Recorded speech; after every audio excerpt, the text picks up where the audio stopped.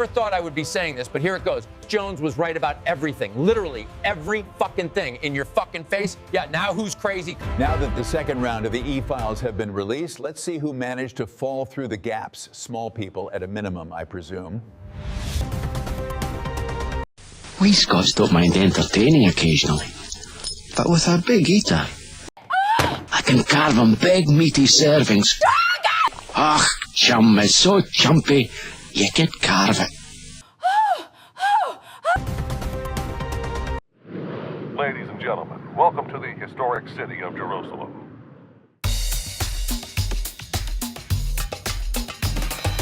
Jerusalem is a city in Israel and is home to almost 1 million people. Hi, Jeffrey. Oh my God, you have to be fucking kidding me. My name is Adine. Welcome to Jerusalem. I'm the youngest of 4 children in my entire family and actually the only one born in Israel, so I consider myself very lucky. Right. And I have a dog named Leo.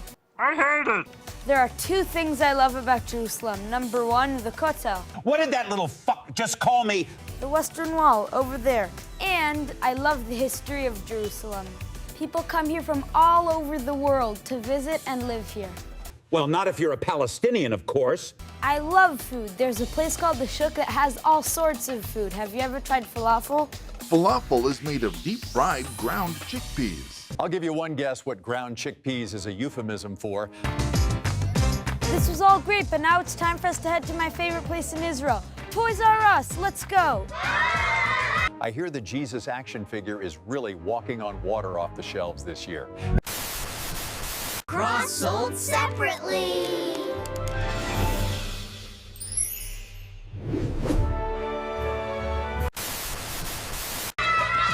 Everyone, Jeffrey's here! Oh my God, I think I am gonna throw up. Coincidentally also named Jeffrey, needs meaningless possessions to formulate meaningless relationships. Yep, seems to check out.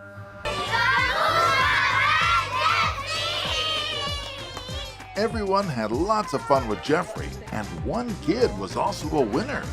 Oh, Mother Mary, Lord in heaven, Jesus of Christ, abort the mission, kids. Do you read? Abort mission. There are no winners. Repeat, there are no winners. This was so much fun. Thank you, Jeffrey. Thank you for coming to visit us in Jerusalem, Jeffrey. Here's a stamp for your passport.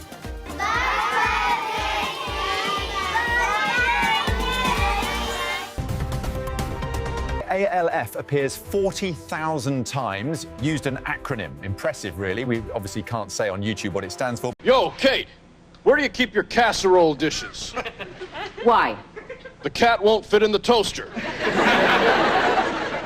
Never mind, I'll make a peanut butter sandwich. Where's the blender? The coded language right in front of us this whole time. Anything starting with a C, well, do I need to spell it out? And peanut butter, you don't even want to know. But the fact that it goes in the blender, well, I'll let your imagination take over from there. But it's not a wholesome recipe for hummus, I'll tell you that much. How many pieces of pizza do you want? No. You don't want any pizza? No. No pizza? No. Cheese pizza? Nope. You love pizza? No. You don't love pizza? Nope. What's up with you not liking pizza? When Pizzagate is enough to put off a nonverbal autistic child from his favorite food, cheese pizza, you really realize the true extent of the damage that these files have done to us.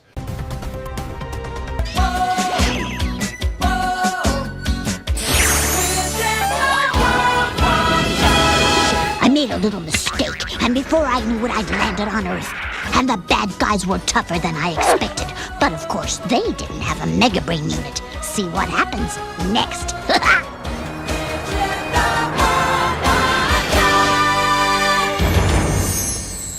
That's right, the files reveal that Jeffrey Epstein traveled from a faraway galaxy with Widget the World Watcher. I know, Greg, I know it's hard, and we can give you one guess at what they were watching for. Hi, I got your order here for 300 cheese pizzas. One of the recently released video files shows damning footage of Mr. Epstein recruiting other cheese pizzas. I just didn't want to wear my clothes, so I got rid of them. But don't you see, Phil? Yeah, we see all right. You don't have to wear clothes or diapers. You can be free. He sure does make a good argument, doesn't he? The little naked fuck. Yay! Come on, guys, you can do it too. Just try it. It feels good. Now they're all doing it. You're all totally naked. So what's wrong with Instead of John Connor, can the next Terminator go after Jeffrey Epstein? Come on, Chucky, take them off. Yeah, it's fun. What's the matter, Chucky? Need help? No, I don't need help, because I don't want to be naked. It's just not natural. But Chucky, all the best people are naked. Look, Spike is naked, and Susie's cat is naked, and even Reptar is naked. Well, I guess if Reptar is naked. Really was the little entrepreneur, wasn't he? Yeah. Sure, it starts with your clothes, but before you know it, you're ordering cheese pizzas and jerky. I mean, a lot of jerky. Yeah, and then you're buying an island, and he has bowls the size of coconuts at this point, as the location name for the island couldn't be less conspicuous. We now turn to our independent journalist, the architect, in order to make some form of sense out of all of this. For anyone that's confused with the Epstein files, I want to put some perspectives very quickly, precisely and succinctly. Firstly, Alex Jones was right about everything. Let's now take a step back in time. To the JFK assassination, it wasn't until 2008 that I saw video footage of the Secret Service that stood at the back and front of the president's vehicle being called off the vehicle before it turned onto the motorcade. When you see that footage, you can clearly see Secret Service members, where you can interpret what they were thinking, what they are feeling, because the Secret Service had never been called off the car before, and they looked like very confused people. Now, what might very confused people look like? Hands in the air, general looks of confusions. When you see that footage, it's very confronting. When I saw it, I had to mentally check myself that AI video creation didn't exist yet, just to make sure that this was fucking real. When you fuck with people that are selling weapons, you're gonna get fucked. That's the one constant. JFK wanted to pull out of Vietnam, wanted to stop the weapons deals going to that country, stop the war.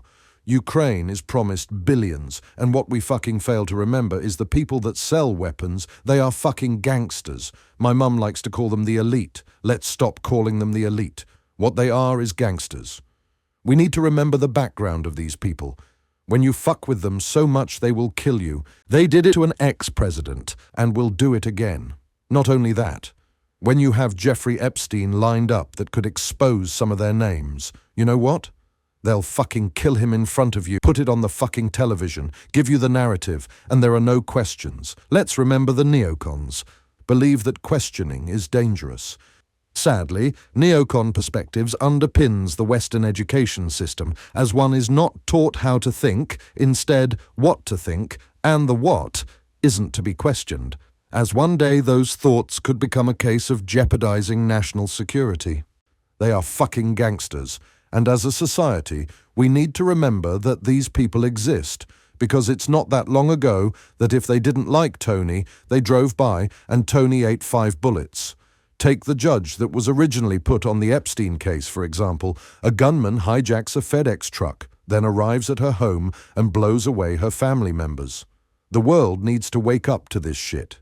They killed Epstein in front of us, and they say a camera malfunctioned. What about every other fucking camera in that place? We've been conditioned to call these people the elite. Morally and ethically, they are horrendous people. If they don't like you, you get a bullet for it. Anyone in the release of the Epstein files has been compromised. World leaders are compromised. The question that comes out of all of this is, for what purpose?